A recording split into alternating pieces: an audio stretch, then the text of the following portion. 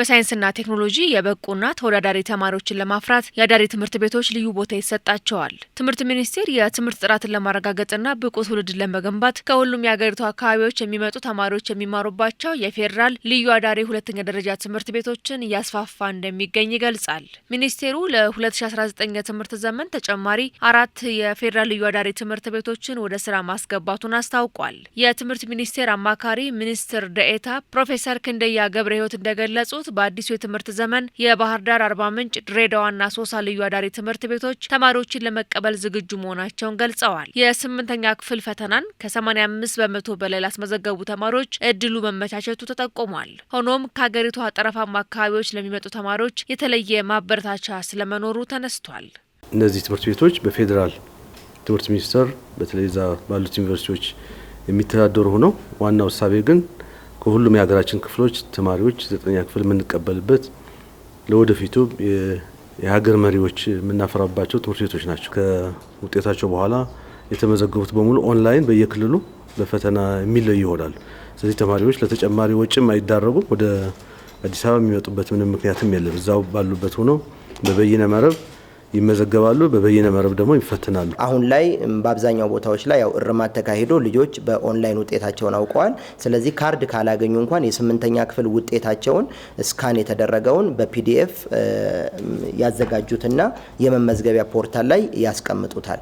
ስማቸውን፣ የትምህርት ቤት አይዲያቸውን በተለይ 8ኛ ክፍል የወሰዱበትን አይዲ አስገብተው መመዝገብ የሚችሉ ነው የሚሆነው። በ2018 የትምህርት ዘመን ከነበሩት የፌዴራል ልዩ አዳሪ ትምህርት ቤቶች ጋር አሁን ወደ ስራ የሚገቡት ትምህርት ቤቶች በድምሩ 9 የፌዴራል ልዩ አዳሪ ሁለተኛ ደረጃ ትምህርት ቤቶች እንዲኖሩ ያስችላል። ተቋማቱ ከጽንሰ ሀሳብ ባሻገር በቴክኖሎጂ የተደገፈና ተግባር ተኮር የትምህርት አሰጣጥ ላይ ትኩረት በማድረጋቸው ተማሪዎቹ በዓለም አቀፍ ደረጃ ተወዳዳሪ መሆናቸው ተመላክቷል።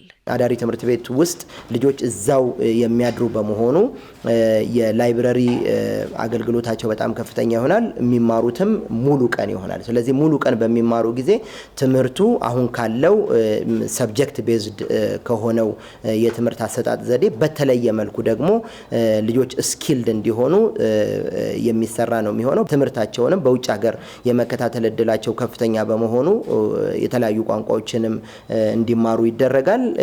ለምሳሌ በሚቀጥለው ዓመት ከቻይና መንግስት ጋር ባለን ግንኙነት የቻይንኛ ቋንቋን በእነዚህ ትምህርት ቤቶች ላይ ለማስተማር እንግዲህ በዝግጅት ላይ እንገኛለን። ትምህርት ተቋማቱ በሁሉም የሀገሪቱ አካባቢዎች አሉ። አሁን ላይ በዘጠኝ ናቸው ያሉት። በቀጣይ ግን በሁሉም ክልሎች ላይ እነዚህ አዳሪ ትምህርት ቤቶች ይኖራሉ። ቢያንስ አንዳንድ ይኖራሉ። አዳሪ ትምህርት ቤቶቹ በከፍተኛ ወጪ የተገነቡና ብቁ ዜጋን ለመፍጠር የታለመባቸው በመሆኑ ተማሪዎች የእድሉ ተጠቃሚ እንዲሆኑ ትምህርት ሚኒስቴር ጥሪ አቅርበዋል። ተማሪዎች የትምህርት እድሉን ለማግኘትም በትምህርት ሚኒስቴር ፖርታል ላይ መመዝገብና መፈተን እንደሚችሉ ተነስቷል። ሁሉም ተማሪዎቻችን ይህን እድል እንዲጠቀሙበት እንደ አንድ አማራጭ አድርገው እንዲጠቀሙበት ወላጆች፣ ተማሪዎች፣ መምህራንም በዚህ ዙሪያ የክልል የትምህርት ቢሮ ኃላፊዎችም ይህን በማነሳሳት እና ትልቅ ስራ እንዲሰሩ ጥሪ ለማቅረብ ነው። በቀጣይ ቀናት ምዝገባው ተጠናክሮ የሚቀጥል በመሆኑ በተለይ ደግሞ ወላጆች፣ መላው ማህበረሰብ